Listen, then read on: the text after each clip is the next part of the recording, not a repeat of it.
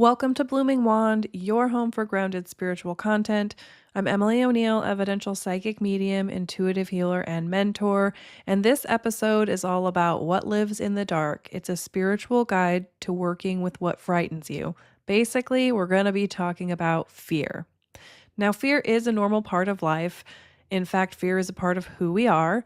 We've all felt it, and in some instances, it's likely kept you alive.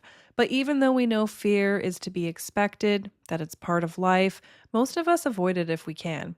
And while on the surface it might seem obvious why, lately I've been asking myself, why do I fear fear? In my own spiritual and self care practices, fear comes up often. The same is true in my work with clients. Fear, anger, grief, and sadness are probably the most common emotional experiences that arise in both my personal and professional life. So I wasn't surprised when a client asked me to explore fear in my public content, which is why I'm doing it. It's her request that prompted this deeper dive, and in considering how to approach the topic of fear, I reflected on the teachings that I was already familiar with, and I also considered how fear has been approached by spiritual teachers and thinkers across time. There's a lot to cover, so let's get into it. Throughout history, humanity's deepest wisdom traditions have reframed fear not as an enemy to be conquered, but as a sacred landscape to be explored. In Eastern philosophies, fear is viewed as a gateway to profound awakening. Thich Nhat Hanh embodied this most directly in terms of spiritual teachings that I'm familiar with, and the late Vietnamese Zen monk and global peace activist revolutionized Western mindfulness by teaching that fear is an intrinsic energy that cannot be suppressed. Instead of fighting it, he advised treating fear like a crying baby, generating a field of mindfulness and that can mentally hold it while whispering, "Hello, my fear. I know you are there and I will take care of you."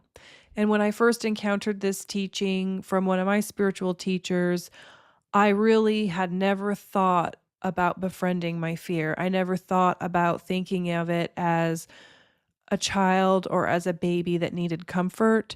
But that visualization gave me like a pathway or access into even wanting to tend to my fear. And so, if thinking of your fear as a crying baby, if you don't like crying babies or you don't like babies, think of something else that you really, really love.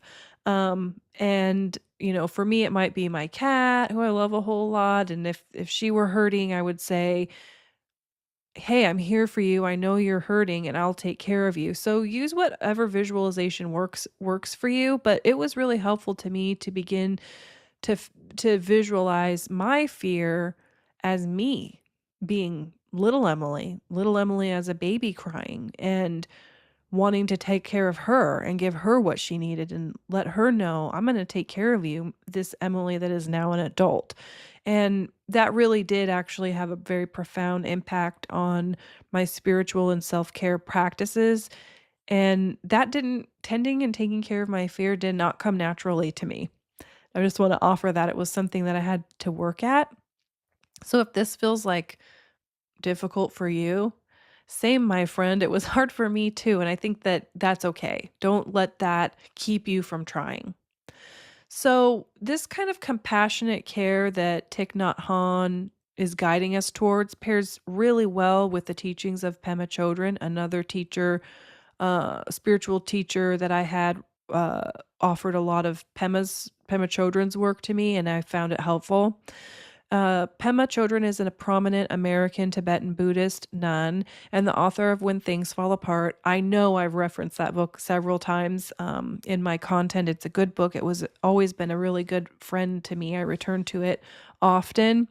And Chödrön takes this gentleness a step further into sort of a radical intimacy, urging us to lean into our sharpest anxieties.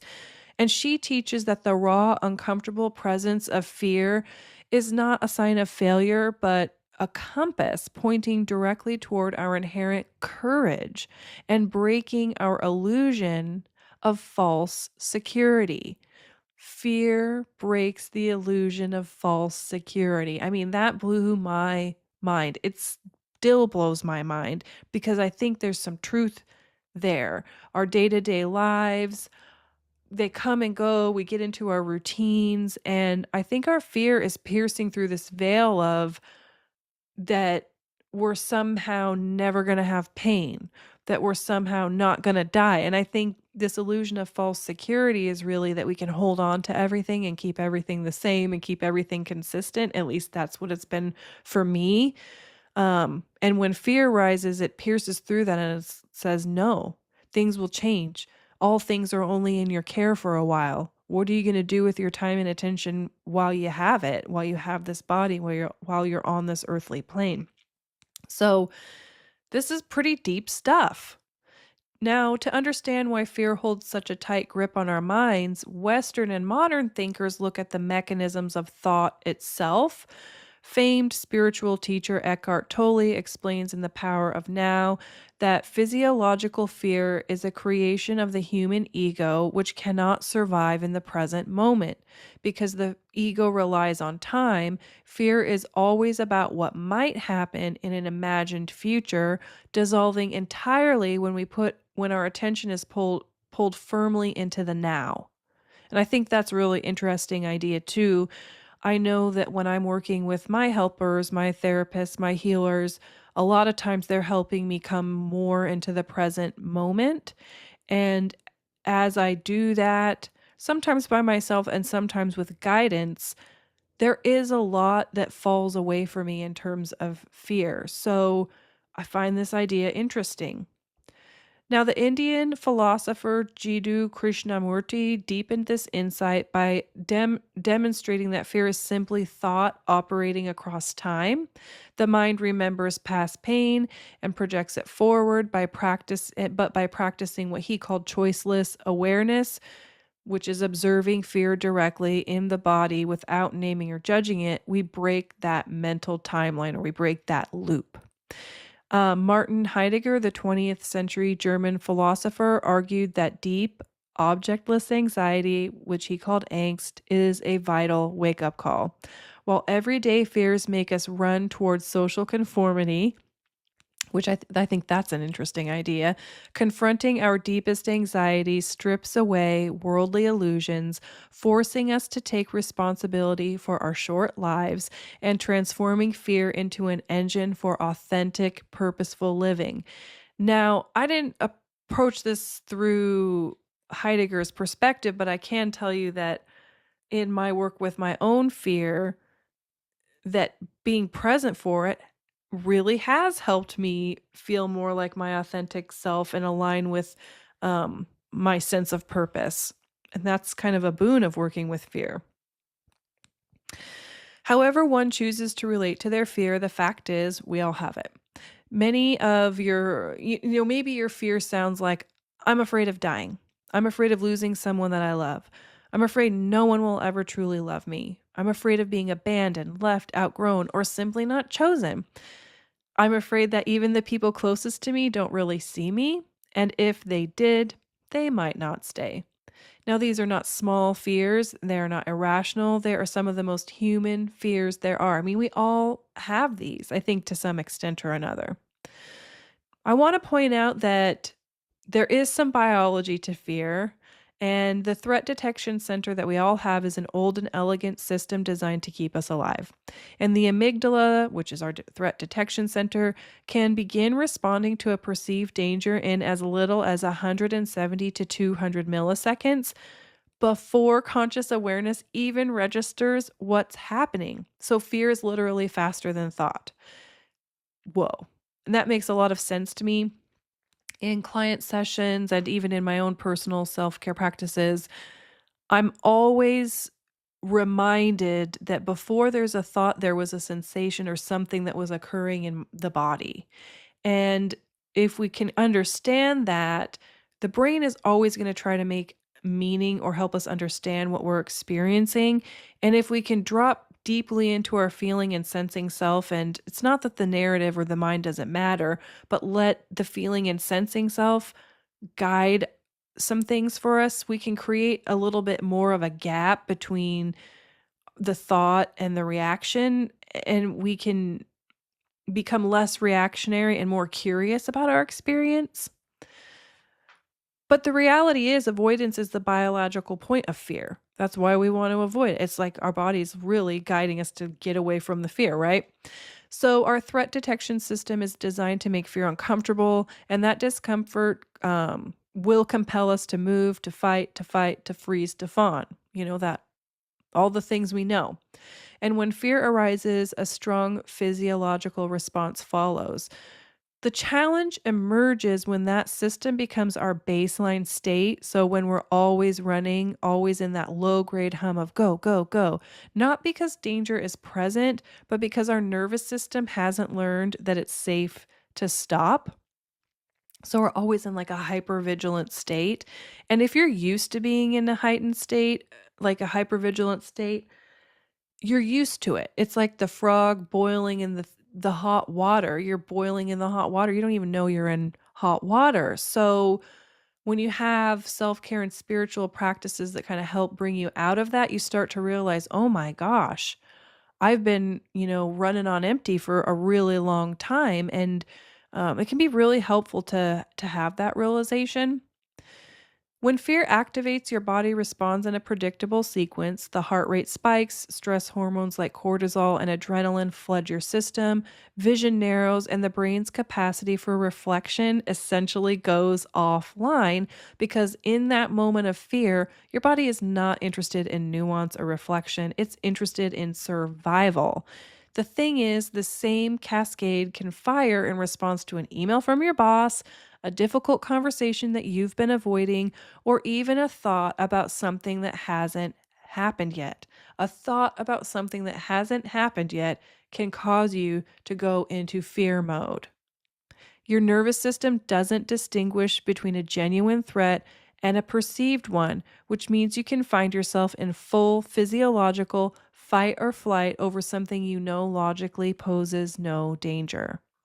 Think of it this way: your body is still running on ancient survival software calibrated for the brutal and unpredictable environments your ancestors had to navigate.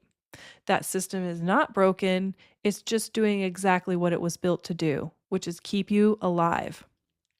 Now, I want to invite you into an exercise, one that I hope will help you begin exploring your own relationship to fear. If you don't feel resourced or you're already stressed out or maxed out, you don't need to do this. You can just listen and follow along. Talking about fear and exploring your fear is not an easy thing to do, so just do what you feel you have the capacity to do. But I do hope that you can return to this episode. It'll be up. Come back to it when you feel ready. But we're going to start pretty simply by thinking about what are you afraid of right now. Write it down if you can. Don't edit, don't explain, just name it. If your fear feels abstract or blank, try this as a starting place. Am I afraid of dying or watching someone I love die? Am I afraid of being abandoned or being left or being outgrown or simply not chosen? Am I afraid that even the people closest to me don't see me, and if they did, they might not stay? Am I afraid of getting sick or not being enough? And as you write, notice what happens in your body and where do you feel the sensation? The chest, the stomach, the jaw, the breath. There are literally no wrong answers. Whatever comes up is valid. Write it down. Fear lives in the body before it lives anywhere else. And over time, you're going to come to recognize your fear signatures, like how it likes to move through your body. And it's not a one way thing. I know for me, there's a couple of different ways that I know, like, oh, that's a fear thing. And you'll learn that about yourself too.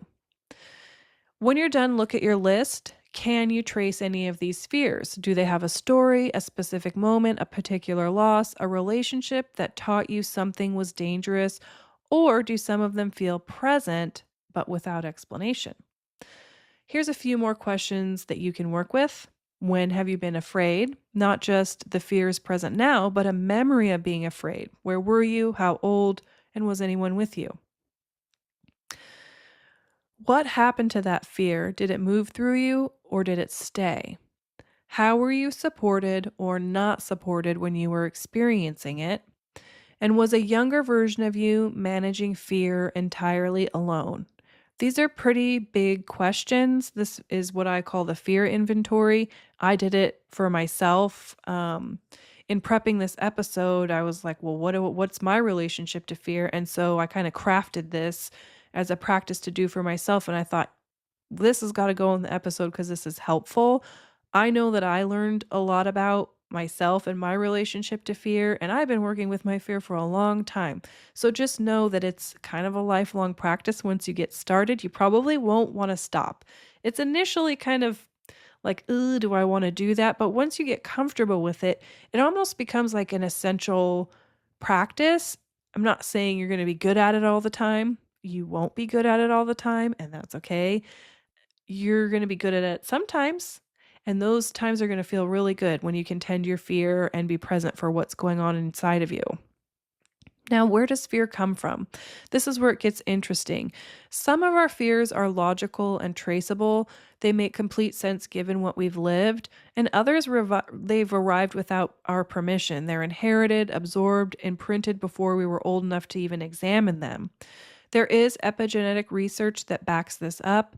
Now, epigenetics is the study of how behaviors and environmental factors cause changes that affect how genes are expressed, not by altering the underlying DNA sequence, but by switching genes on or off. A 2014 study by DSN Ressler published in Nature Neuroscience showed that fear responses associated with specific scents were passed to mouse offspring who had never encountered the original threat.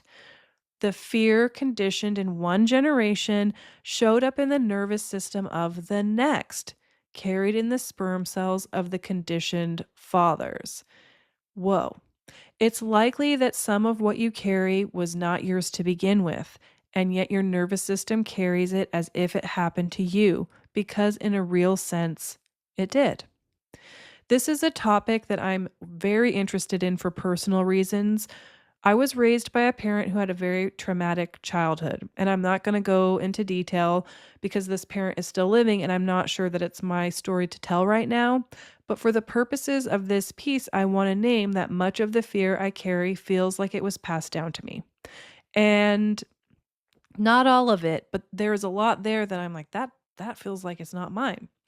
And I didn't know this for a really long time, and I'm still uncovering fear sensations that when I sit with them, they don't feel like mine. And working through this with skilled practitioners has been one of the most valuable things I've done for my health and my well being. And the tools that have helped me most are ancestral lineage work and internal family systems, or IFS. I also want to shout out Nancy Hendrickson. She has a book called Ancestral Tarot. And when I was doing my ancestral medicine coursework, I bridged it with the tarot and used her ancestral tarot book at the same time. I was also having the opportunity to do some IFS. And that combined with my development as an evidential psychic medium, they all merged together, and it was such a profound toolkit for me.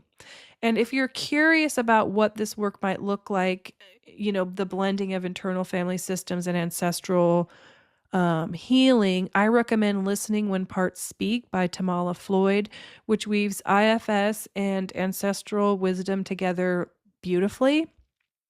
I also really like the book My Grandmother's Hands. I feel like I read this at the same time I was doing some of this other reading. In IFS and in many ancestral healing traditions, there is a distinction made between two kinds of burdens that we carry. So, personal burdens and legacy burdens. Personal burdens come from your own lived experiences, the shame from something that happened to you, the anxiety wired in by a relationship or event that you lived through. Legacy burdens are different. They're inherited fears, beliefs, and behavioral patterns passed down through family systems, cultural conditioning, or ancestral experience. The grandmother's unprocessed war trauma, the family rule nobody that was never named but everybody followed. One of those can be secrecy and being quiet and not naming things that are going on. The cultural wound absorbed before you had the language for it. So, I know that I've come across this in my ancestral healing work, and you will too. There's always something there for us to find. And I do think the distinction matters between personal burdens and legacy burdens because they feel different from the inside. Personal burdens, they'll feel like yours. You'll just be like, yep, that's mine. You can feel and sense that. Legacy burdens often carry a quality of this doesn't quite belong to me, but they both shape behavior just as powerfully. Both can be unburdened, though legacy burdens often require reaching back through the lineage to release them fully. There's a process for that I like to use with folks and with myself. There's probably a lot of other, I mean, ancestral healing techniques are across cultures are fascinating and very, very interesting. Um, if you're interested in that, definitely dive into it. It won't bore you, that's for sure. Now, the goal in either case is the same. It's restoring the parts of you that have been carrying what was never theirs to hold. And that can be very empowering when you realize that you're carrying something and that you can unburden it. And it can bring you home more to yourself. And it's very fulfilling work. What I want to do right now is just recap what we've covered so far, which is I'm essentially shaping this around the idea, and this is open to interpretation. It's not absolute, but I'm trying to distill some ideas down here, which is that fear can originate from three places. There's the biological and the evolutionary perspective, which is the hardwired threat responses, ancestral survival system stuff. And it's just this idea that the amygdala doesn't distinguish well between a charging predator or a difficult conversation. There's the fear of dying, of physical harm, of losing someone to illness or accident. These are the oldest fears. They run in everybody, I'm pretty sure. If somebody tells you they're not afraid of death and dying, I would be like, what? The only time, let me rephrase that, as soon as I always make statements like that, I'm like, well, maybe not. But I have known people who have told stories of witnessing people on their deathbed who were not afraid. And I do feel like when we're not on our deathbed, we are afraid, but as we are at the threshold of death, I do think that it's possible but that fear can be released. And I find that another fascinating topic to explore. I'll have to put a pin in that in my brain so maybe we can return to it later. But the second kind of category of where fear can originate is the learned and conditioned. So fear is acquired through direct experience, modeling from caregivers, classical conditioning. We learn fear quickly and forget it slowly. The fear of abandonment often lives here, taught by a relationship that fell apart, a parent who was inconsistent, a love that came with conditions. The fear of not being truly seen has often has a specific origin too, like a home or a classroom or relationship where being known felt unsafe or simply just never happened. There's also inherited or transmitted fears that live through family systems, cultural frameworks, religious teachings, and epigenetic imprinting. Anxiety about harm coming to loved ones is often transmitted this way.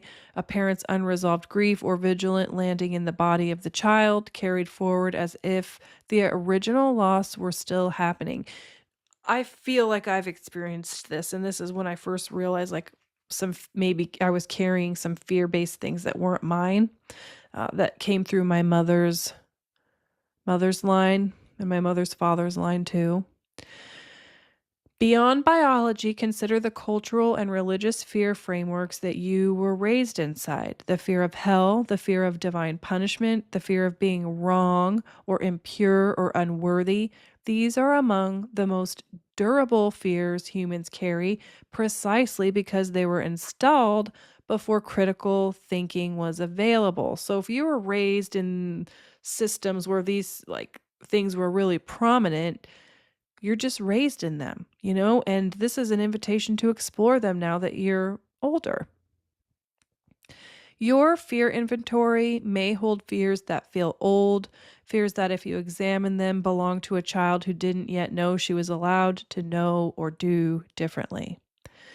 Research adds another layer. In 2018, there is this review in World Psychiatry by Rachel Yehuda and Amy Lerner, and they found that children of Holocaust survivors showed altered stress hormone patterns, suggesting that trauma leaves a biological signature that can be passed down. Epigenetics points toward molecular level transmission, though the field is still working out the mechanisms, and we're only beginning to understand how fear travels through generations, but what's already emerging is definitely worth exploring and sitting with.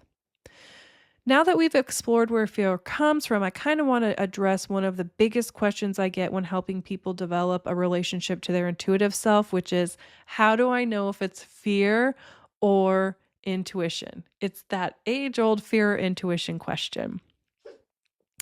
Fear and intuition can feel nearly identical in the body. It's a quickening, a knowing, a pull away from something. In spiritual communities, there's often enormous pressure to read every charged feeling as guidance, but not every activation in the body is the voice of spirit or intuition. Sometimes the nervous system is just running old code. I'm just picking up the dog really quick because she's having a little sneeze. So here are some distinctions worth sitting with to help you differentiate between, fear or intuition stuff. But I want to say before I go on, like you're if you're dedicated to helping build a relationship to your intuitive self, your feeling and sensing self, you're going to come up across your fear. But your way of distinguishing between fear and intuitive knowing and how you come to that will be uniquely yours. And it does require practice and attentiveness, but it's such a fulfilling practice. And what I'm offering here is some things that I've found true for me and in some of my client work, but they're not absolutes. And so your way could look different. Don't question that if that's the case, and um, trust the process as it unfolds for you. But here are some distinctions to sit with. Fear contracts, it catastrophizes, and it loops. So intuition tends to be quieter, more present tense, and it really doesn't need you to spin out. It won't cause you to spin out, whereas fear will kind of loop and spin. Fear contracts, and that's one of the things I feel like is significant here, because fear does make me go like contract, right? But my intuition, I feel expansive. So there's a big distinguishing factor in my feeling and sensing self between the two. Fear has a familiar flavor. It usually connects to something old, and intuition often feels new and even surprising. Fear tells you what you don't want, and intuition tends to point you towards something, even if it's pointing towards something that's uncomfortable. I'm always telling clients this. I'm like, intuition is awesome, but it's not always telling you things you want to hear. Sometimes it's telling you things you're like, oh no. Like a lot of times it's time, one of the things that comes up a lot in sessions is clients will be like, I just know I have to leave this job, and the knowing comes, but then they're like, but I'm making good money, or, this or that, or they know a relationship is done and this knowing comes, or this knowing comes that they just really need to make certain changes in their life that will be pretty significant. And then the fear sets in about how are they going to do that? What does that mean for their relationships or their career or how they earn money? So the fear/intuition relationship is a valuable and very interesting one. Now, fear gets louder when you argue with it, and your intuition, it won't argue. It just is like this knowing that stays with you. And I feel like fear, when you try to negotiate with your fear, it almost like feeds it energy or something, and it builds and builds and builds and gets more powerful. From a neuroscience standpoint, what I'm talking about is not just poetic advice. Mindfulness practices have been shown to reduce amygdala reactivity and strengthen the hippocampus's ability to contextualize threat, essentially training the brain to distinguish between a past danger and a present moment. I think this is cool. The capacity for discernment isn't separate from spiritual practice, it's the foundation. So I'm really interested in spiritual practices that help us live a fulfilling life and that help us explore the uncomfortable parts of our very human experience, which is why I kind of like mindfulness and meditation and self-reflection and journaling and quiet time and walking in nature, because they offer me these things. Now, I like this idea of creating the gap. When intensity rises, think sensation, emotion, racing thoughts, the most powerful thing that you can do is create a gap before you act or interpret.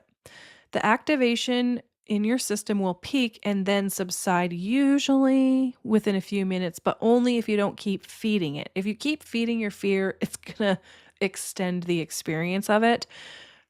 But ultimately, most emotions have a lifespan and you don't need to solve your emotions. Growing up, if I ever had uncomfortable feelings, my initial response was fix it. Like there's something to fix, like taking some kind of corrective action towards just having a very human response to something. And when my mindset shifted around like, you're going to get angry, you're going to be afraid, you're going to have grief, you're going to have ugly emotions that make you say and do things or feel things that you don't like, and accepted that and learned to pause when they arise instead of letting them like drive the boat, so to speak, it really helped me to feel better and to find a pathway towards being present for my emotions without telling them what to do or telling myself, you need to fix this. There's nothing to fix. You're going to have emotions and they're going to come and go. It's sort of how you tend to all of that. Now, I wanted to offer you a few practices that have worked for me when I'm in like a heightened emotional state. The first is 2 quick inhales through the nose and 1 long exhale through the mouth. I feel like this has been around for a really, really long time, but is perhaps gaining in popularity right now. It's called the physiological sigh. It reinflates the lungs and activates the parasympathetic nervous system almost immediately, and it's one of the fastest known ways to like kind of down regulate in real time. A lot of I volunteer in my local school system. I work with kindergartners, and this is one of the techniques that the educators and supporters in the school system taught me when a kid is really upset or having an intense emotion. And we call it bunny breath, the 2 quick inhales, 1 long sigh. And I've seen it work like in real time quite quickly. I've experienced it. I do this for myself. I always get nervous before I do readings, and I'll do this breath to kind of help calm me down, get me grounded, and it works. Bilateral tapping is also effective, alternating light taps on the chest or knees. Rhythmic bilateral stimulation helps discharge activation and signals safety to the nervous system. It draws on the same principles as EMDR. You can also just breathe and wait. You're not trying to figure anything out. You're letting the waves come and you're letting it pass. And my favorite thing to do is hand on the belly and the hand on the chest. And I just bring as much of my awareness as I can to my breath. I don't change my breath. I don't alter it. I don't tell it what to do. I just breathe. And that's something I do pretty consistently almost every day. Even when I'm not in a stress state or having a heightened emotion, I like to come home to my breath. Now, once the intensity settles, you can ask, is this old or is this something happening now? Is this mine or did I inherit it? And that's where discernment becomes possible. And this is interesting to me because when we're in the rat race of life, discerning between fear and intuition, or do I need to act or not, it gets hard. But if we cultivate some practices around the breath or becoming quiet and paying attention to the body signals, then this discernment develops.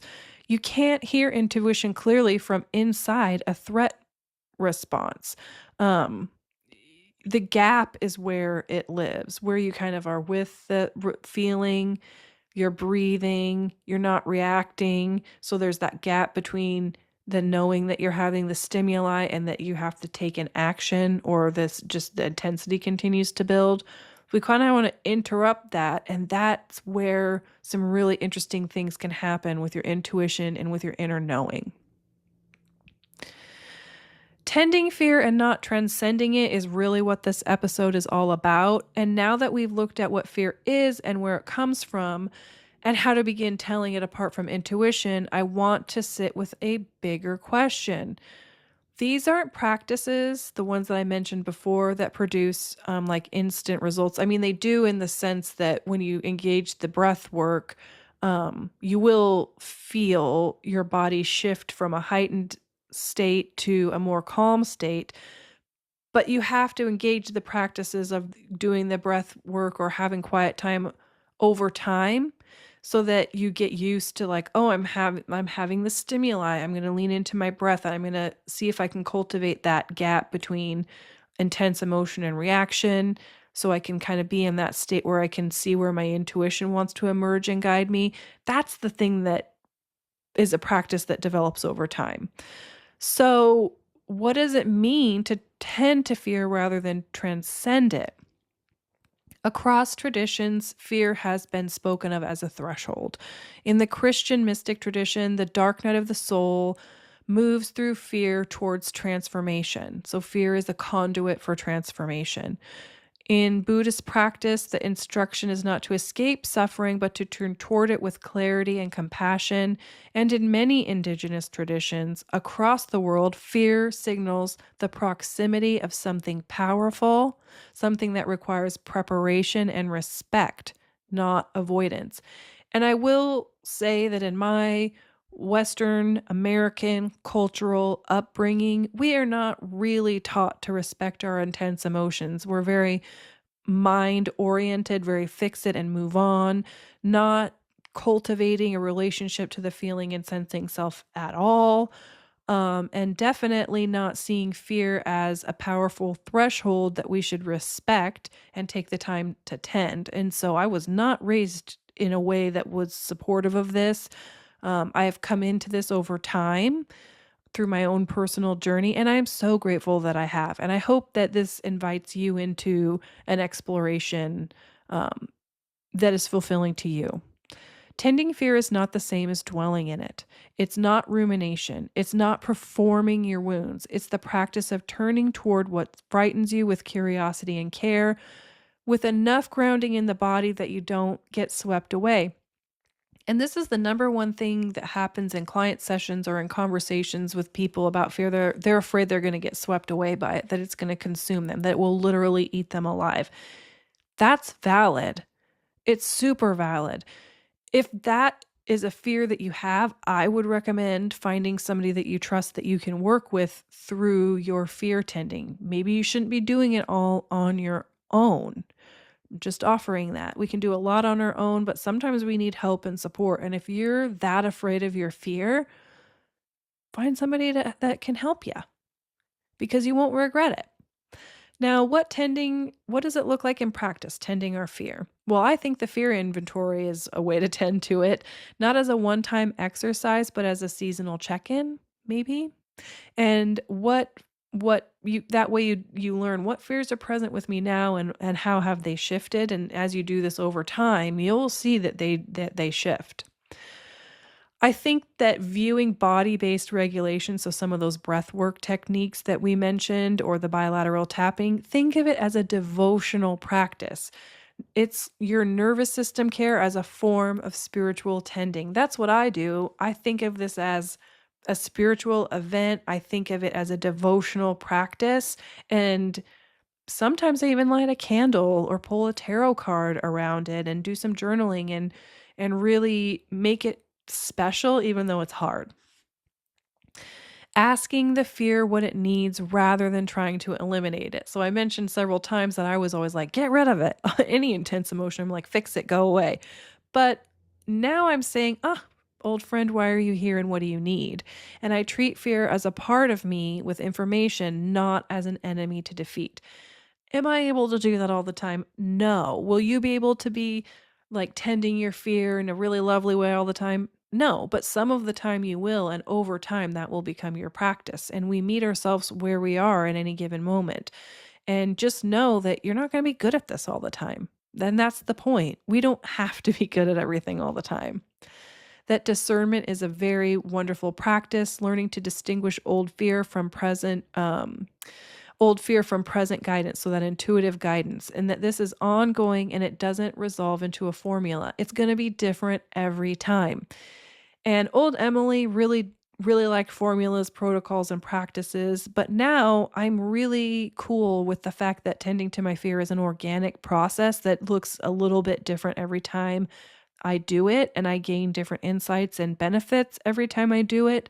But the consistency is I do it pretty regularly, that I feel better pretty regularly when I do it, and that I'm learning about myself and I'm feeling more in my authentic self. And that is pretty cool.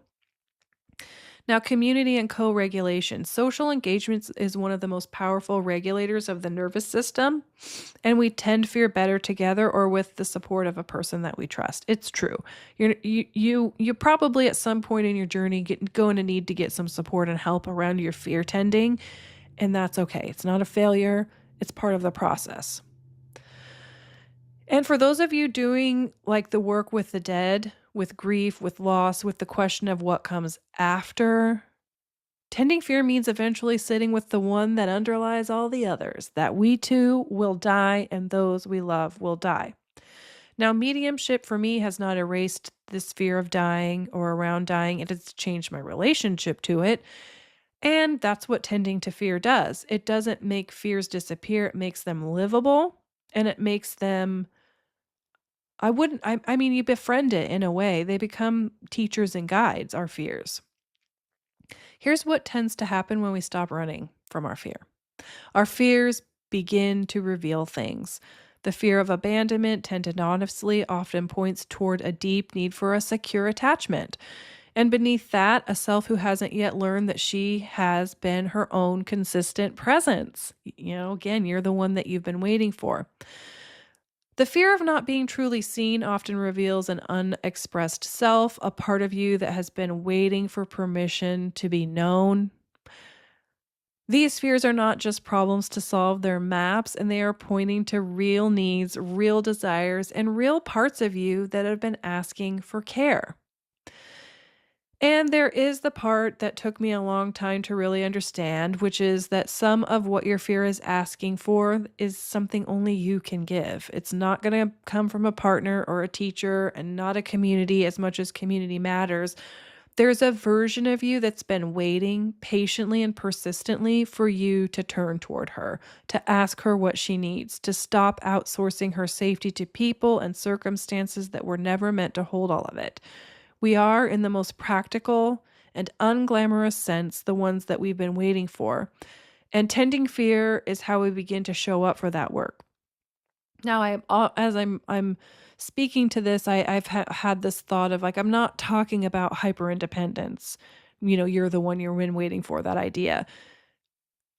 You showing up for yourself can be very much engaging with a therapist, a healer, or any guide that feels helpful to you, or showing up in a community that feels helpful and supportive to you, that is showing up for yourself and that is taking care of yourself. So I don't want anybody to take this idea and run with it into like this idea of hyper independence, because I think that can be problematic.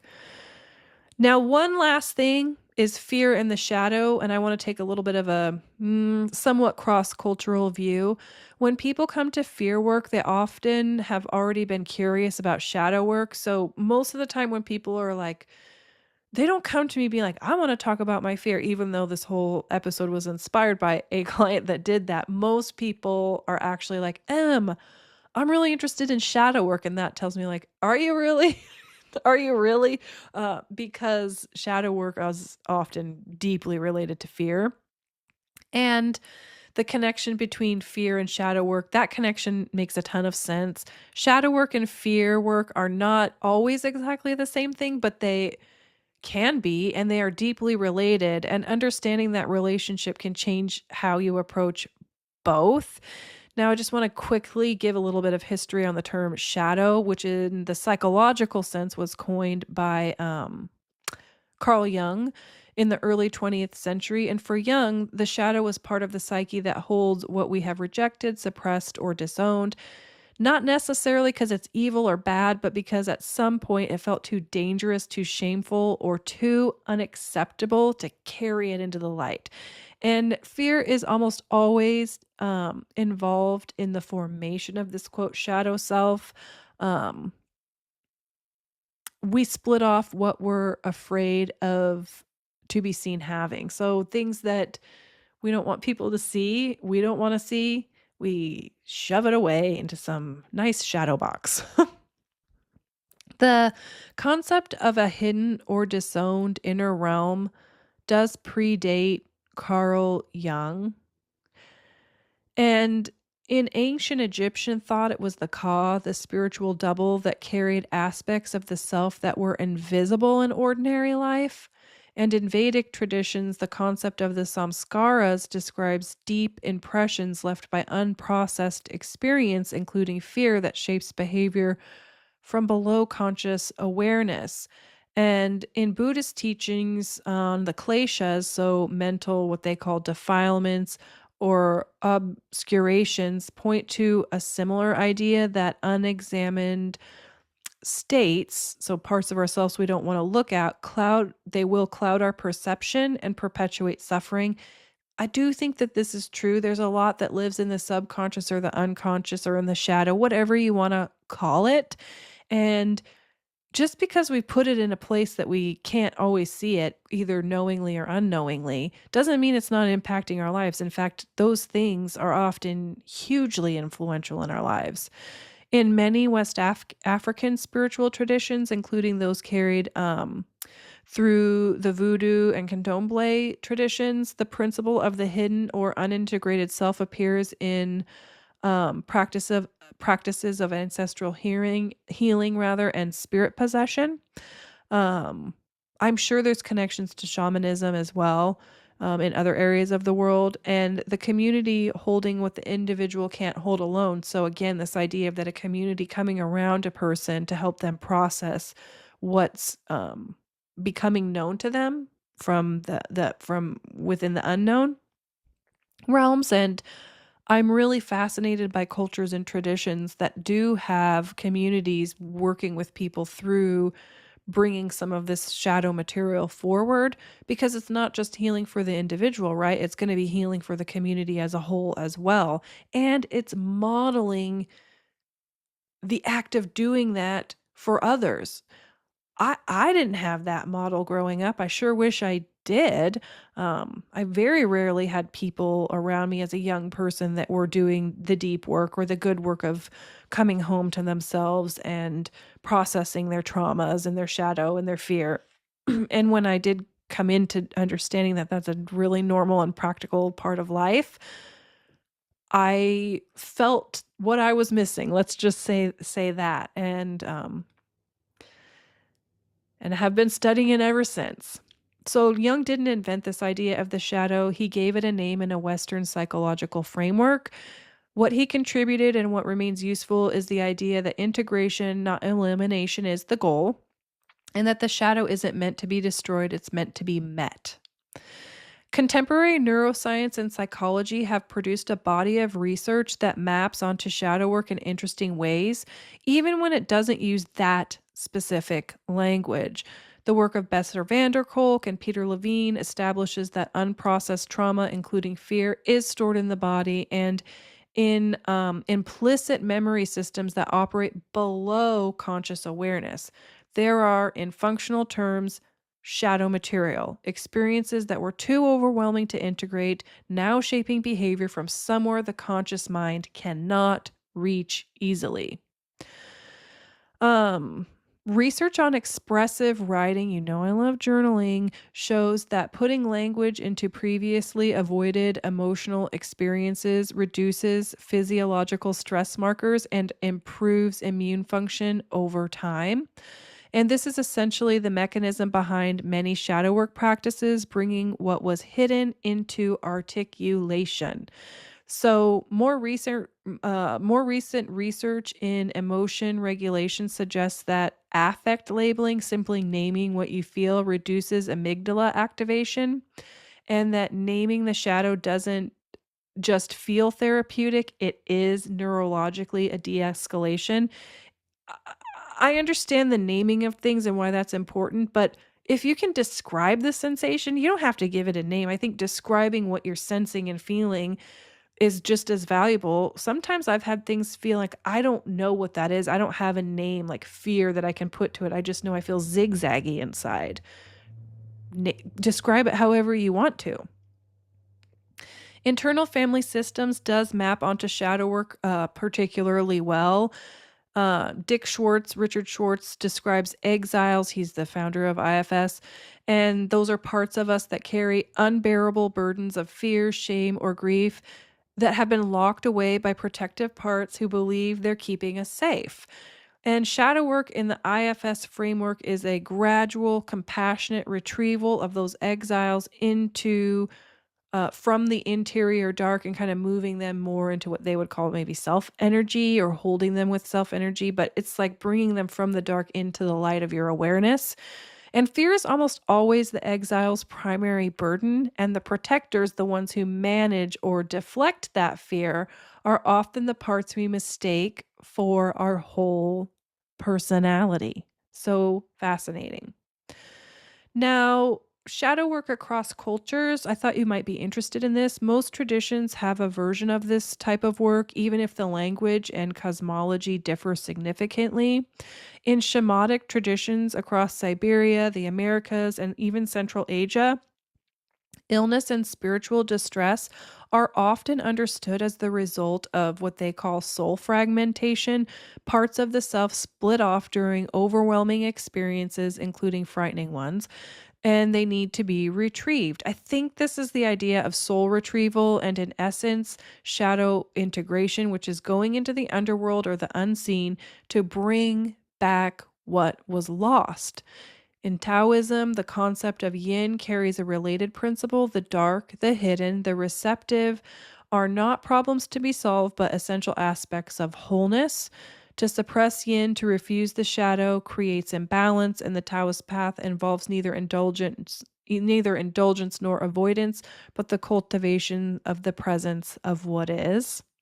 In many indigenous rather North American traditions, vision quests and rites of passage are deliberately designed to bring the infinite face to face, to bring us face to face with our fears, often through solitude, darkness, fasting, and the dismantling of our ordinary defenses.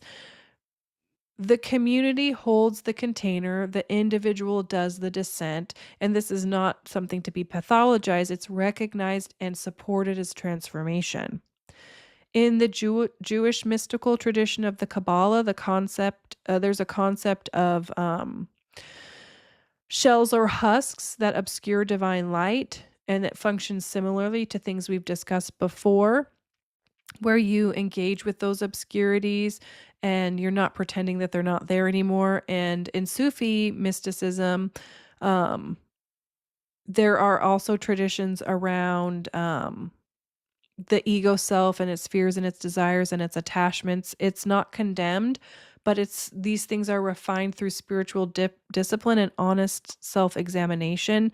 I'm way oversimplifying a lot of this stuff, but my main idea is lots of traditions address how people can work with their fear. And there's probably a really good reason for that. And I don't know about you, but what's striking across all these frameworks is I find this fascinating is the consistency of the basic insight.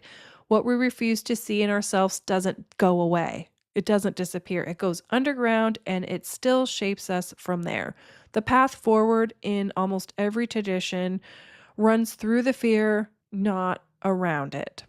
So just kind of keep that in mind. And there's so much good research and literature about how different cultures and religions and practices and work with fear or the parts of ourselves that are too hard to look at. And I think it just points to this idea, not that all paths lead to the same place, but that humans have a fundamental need or benefit from deep self-exploration, including the parts of ourselves that we are afraid of or don't like. If shadow work is calling you, a useful entry port might be the fear inventory that we've got in this episode. And look at what you wrote and then ask, which of these fears do I most want to hide from others? Which one, if someone named it about me, would make me most defensive? That defensiveness, that place where you want to go, well, I don't want to look at that, is often the edge of the shadow. It's not a verdict, it's a doorway. Shadow work is not the same as wallowing. It's not digging endlessly through your wounds in the dark. Done well, ideally with support, it's oriented towards integration, making the unconscious conscious so that your fear becomes information rather than fate. And I want to just note that this has all been I created this episode. You can find a transcript of it on my blog at bloomingwand.com. Click explore, go to the blog. You're also going to get some of the references and resources that I have there, as well as the fear inventory and the prompts around that. But this piece is really for educational and reflective purposes only, and it's not a substitute for professional mental health care. And if you're navigating persistent anxiety, trauma, or emotional distress, please work with somebody that's qualified to support you through that. And this is meant to be a companion to that work and for those individuals who feel resourced enough to engage in this type of self reflection on their own, because it's big work, it's deep work, it's valuable, it's meaningful, it's fulfilling. It can be very scary. I was just having a conversation with a Blooming Wand community member who said, I really want to do shadow work, but I'm afraid that I'm going to become overcome with intense emotion and fear. And that's a valid thing to take into consideration. And I I I'm not trying to put any put more quote fear into you or say that this is dangerous work. It's not if it's done with tender care and with support and with knowing um what your capacity for it is. And if you're not sure about that, reach out to people that have done this and find resources that feel good and supportive to you, and you'll know when the time is right to do this work. And I just want to offer gratitude for all of you who've been listening and following along. This is a big topic. There's no way I could cover everything in the episode. So if there's other things you're interested in, do let me know. You can email me at emily@bloomingwand.com. And you know what I always say, take good care of yourselves, get those journals out, and I'll see you soon.